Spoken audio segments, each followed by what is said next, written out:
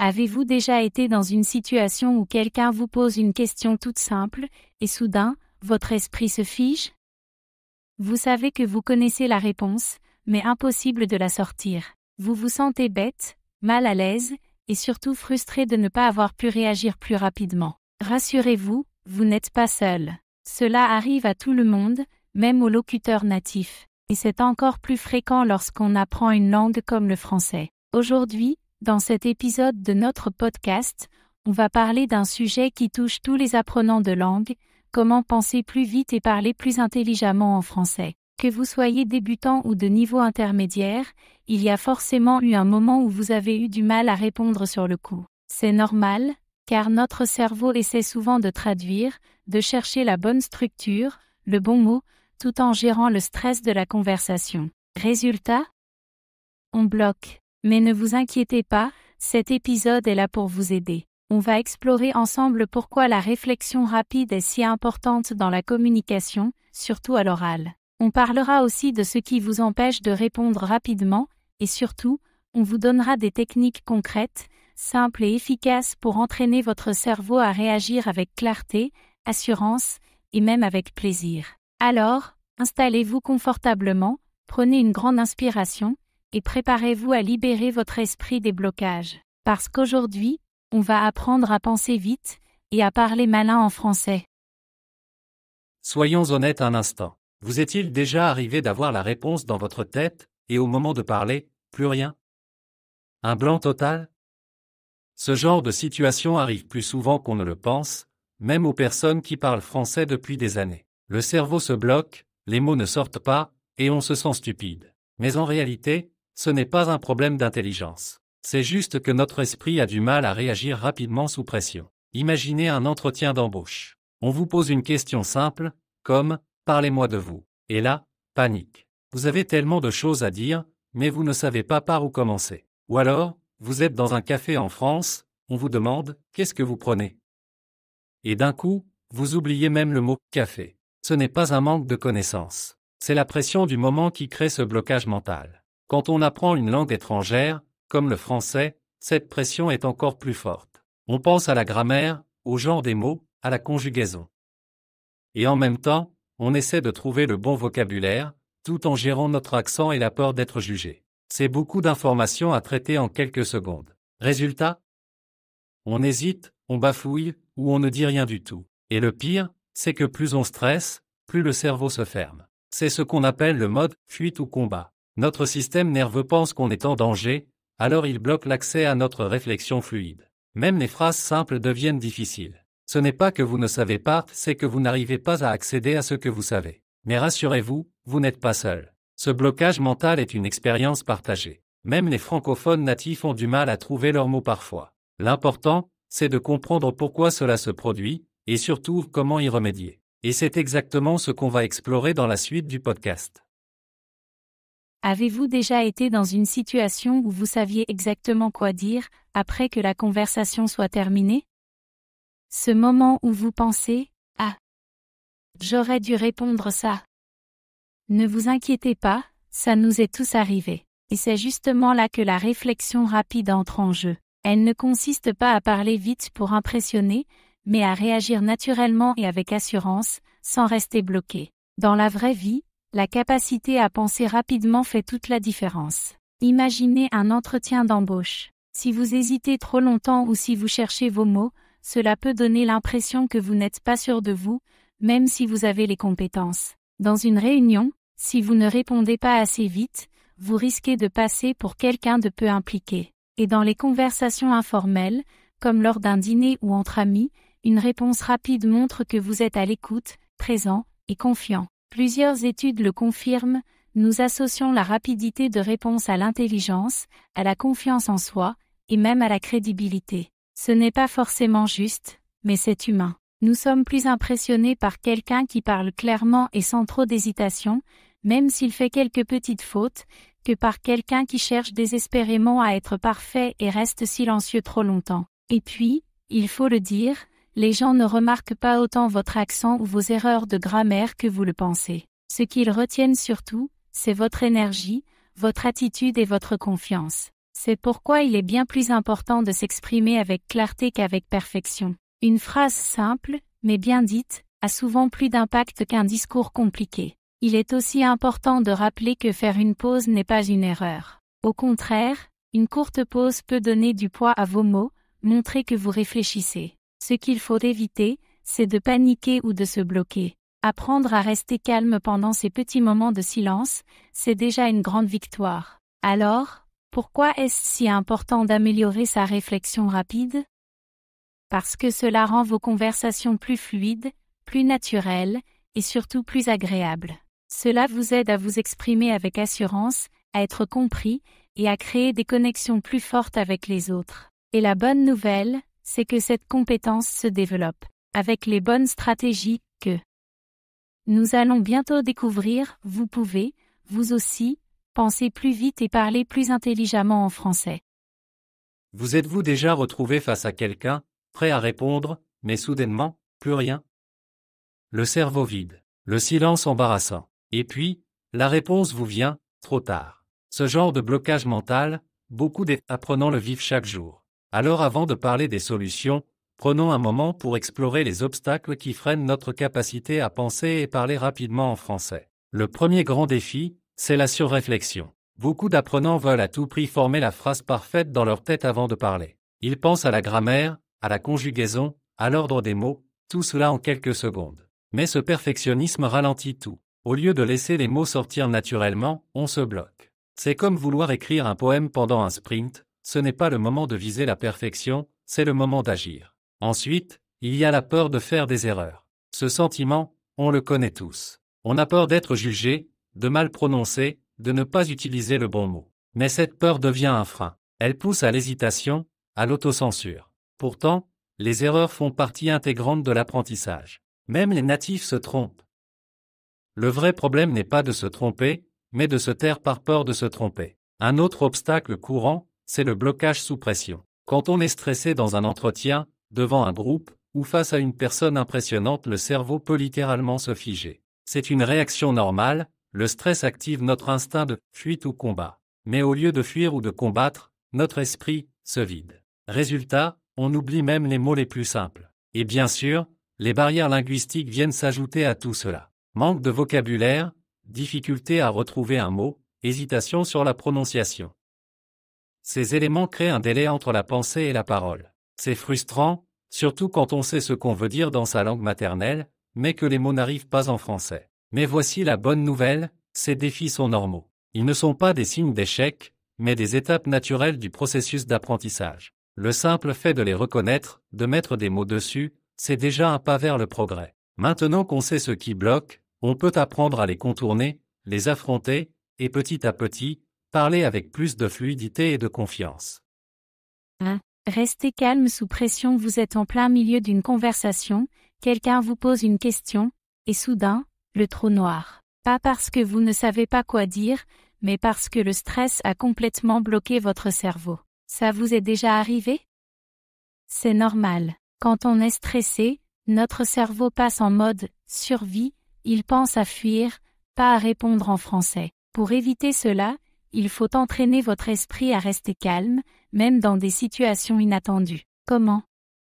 D'abord, la respiration. Avant de répondre, prenez une inspiration profonde. Cela peut paraître anodin, mais en réalité, ça envoie un message clair à votre cerveau. Tout va bien, on gère. Comptez lentement jusqu'à 3 dans votre tête avant de parler. Cela vous donne un petit moment pour organiser vos idées sans paniquer. Autre astuce, visualisez des situations sociales à l'avance. Imaginez-vous en train de parler calmement dans un café, à un ami ou à un collègue. Cette visualisation positive peut renforcer votre confiance. Et souvenez-vous, parler une langue étrangère, ce n'est pas un examen. Il n'y a pas de bonne ou de mauvaise réponse, seulement une conversation. Garder son calme, c'est le premier pas vers des réponses claires et naturelles. 2. Anticipez les réponses. Imaginez que vous jouez aux échecs. Vous ne vous contentez pas de réagir au coup de l'adversaire, vous prévoyez les prochains mouvements. Eh bien, dans une conversation, c'est un peu la même chose. Anticiper les sujets possibles vous permet d'être prêt, même avant qu'on vous pose la question. Prenons un exemple concret, vous allez à une soirée, ou vous participez à une réunion. il y a de fortes chances qu'on vous demande « Tu fais quoi dans la vie ?» ou « Qu'est-ce que tu penses de ?» Ce sont des questions classiques, et si vous avez déjà pensé à ce que vous pouvez répondre, vous serez beaucoup plus à l'aise. Une bonne idée, c'est de faire une petite liste mentale, ou même écrite, des questions les plus fréquentes et de préparer des réponses simples. Pas besoin de réciter un discours, juste des phrases claires et prêtes à l'emploi. Par exemple, en ce moment, je travaille dans. Moi, je pense que, mais j'aimerais bien entendre ton avis. Cela vous donne une base solide, que vous pouvez ensuite adapter selon la situation. Et plus vous pratiquez, plus ça devient naturel. Vous pouvez même vous entraîner. Seul, devant un miroir, ou avec un ami. Essayez de répondre à des questions au hasard, chronométrez-vous, amusez-vous. Anticipez, ce n'est pas tricher, c'est préparer votre cerveau à être réactif. Et cela vous aidera à parler avec plus de confiance, même dans l'imprévu. 3. Utilisez des mots de remplissage. Alors là, voici une astuce super simple, mais redoutablement efficace. Quand vous avez besoin de quelques secondes pour réfléchir avant de répondre, utilisez des expressions de remplissage. Ce sont des petites phrases comme « c'est une bonne question. Laisse-moi réfléchir une seconde. » Eh bien, je dirais que ces mots de remplissage ne sont pas des « trous » dans la conversation. Au contraire, ils vous donnent de l'espace pour penser tout en montrant que vous êtes engagé. Ils permettent de maintenir le contact sans créer de blanc gênant. Et vous savez quoi? Beaucoup de personnes les utilisent, même dans leur langue maternelle. C'est tout à fait naturel. Prenons un exemple, quelqu'un vous demande soudainement ce que vous pensez d'un sujet d'actualité. Vous n'avez pas d'opinion toute faite. Au lieu de paniquer, vous pouvez dire « c'est un sujet intéressant. J'y ai pas trop réfléchi, mais je pense que… » Et voilà. Vous avez gagné quelques secondes, tout en montrant que vous êtes présent dans l'échange. Entraînez-vous à intégrer ces expressions dans votre vocabulaire courant. Elles peuvent vous sauver dans des situations imprévues et vous aider à paraître calme et réfléchi, même quand votre cerveau cherche encore les bons mots. 4. Reformuler la question. Reformuler, c'est une arme secrète. Lorsque vous répétez ou reformulez la question qu'on vient de vous poser, vous vous offrez du temps, tout en montrant que vous êtes à l'écoute. Imaginons, quelqu'un vous demande « Est-ce que tu préfères vivre à la campagne ou en ville ?» Vous pouvez répondre « Donc, tu me demandes si je préfère la tranquillité de la campagne ou l'énergie de la ville. » Rien que cette reformulation vous donne 3 ou 4 précieuses secondes pour organiser vos idées. Et ce n'est pas tout. Reformuler aide aussi à clarifier la question. Peut-être que vous n'êtes pas sûr, d'avoir bien compris et bien, en la répétant à votre manière, vous vous assurez que vous êtes sur la même longueur d'onde. Cela montre aussi de l'intérêt. Vos interlocuteurs voient que vous faites un effort pour bien répondre, et ça renforce la qualité de l'échange. C'est une technique très utilisée par les journalistes, les négociateurs, et même les thérapeutes. Pourquoi?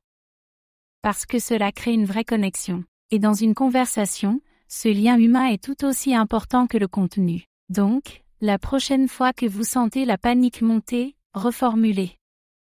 5. Pensez en structure simple. On croit souvent que pour bien parler, il faut faire des phrases complexes et impressionner. Mais c'est faux. La vraie clé, c'est la simplicité. Quand vous êtes sous pression, votre cerveau a du mal à construire des phrases longues et sophistiquées. Et si vous essayez malgré tout, vous risquez de vous perdre, de bloquer, ou de faire des erreurs. Alors au lieu de cela, utilisez des structures simples et efficaces. Je pense que… À mon avis. Je crois que… Pour moi, le plus important, c'est… Ce genre de phrase vous donne une base claire, sur laquelle vous pouvez construire. Et surtout, elles sont faciles à dire, même quand vous êtes stressé. Pensez à des phrases courtes. Une idée égale une phrase. Ne cherchez pas à tout dire d'un coup. Laissez des pauses. Respirez. Et rappelez-vous, ce n'est pas parce que c'est simple que ce n'est pas intelligent. Au contraire.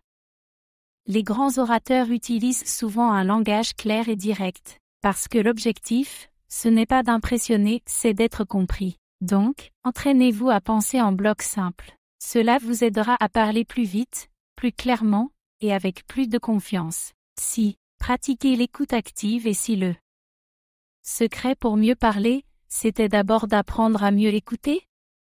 L'écoute active, c'est le fait de vraiment prêter attention à ce que l'autre dit. Pas juste attendre votre tour de parler. Non, écoutez pour comprendre, pour capter les mots-clés, le ton, l'émotion derrière les phrases.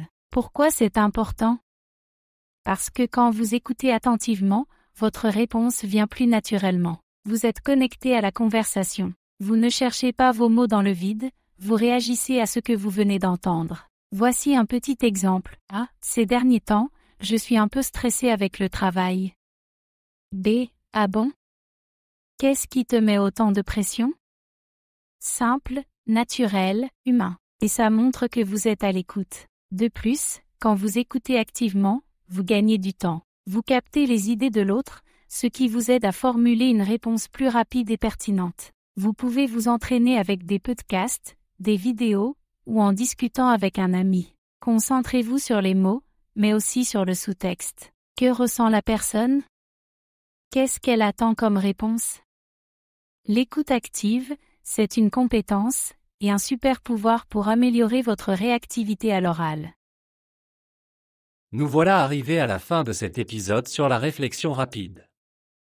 J'espère que vous avez trouvé ces stratégies utiles et que elles vous aideront à penser plus vite et à parler plus intelligemment en français. Vous savez, la réflexion rapide, est comme un muscle, plus vous l'exercez, plus elle devient naturelle. Cela peut prendre du temps, mais chaque petit progrès compte. Rappelez-vous, il ne s'agit pas de parler rapidement pour impressionner, mais de parler clairement et avec confiance. Vous n'avez pas besoin de trouver la réponse parfaite tout de suite. Ce qui compte, c'est de continuer la conversation, d'être présent et de montrer que vous êtes engagé dans l'échange. Ce n'est pas grave si vous faites une pause ou si vous cherchez un mot, tant que vous restez calme et que vous prenez le temps de réfléchir avant de répondre.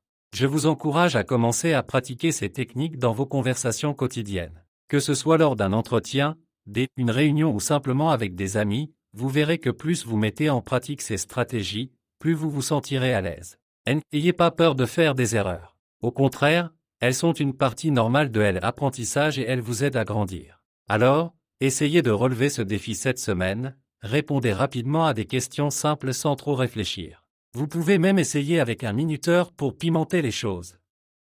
Et surtout, n'oubliez pas de célébrer vos petites victoires. Enfin, nous serions ravis de savoir comment cela se passe pour vous. Partagez vos progrès ou vos difficultés avec nous, que ce soit en commentaire ou sur les réseaux sociaux. Vous êtes sur la bonne voie, continuez à vous entraîner et à vous améliorer.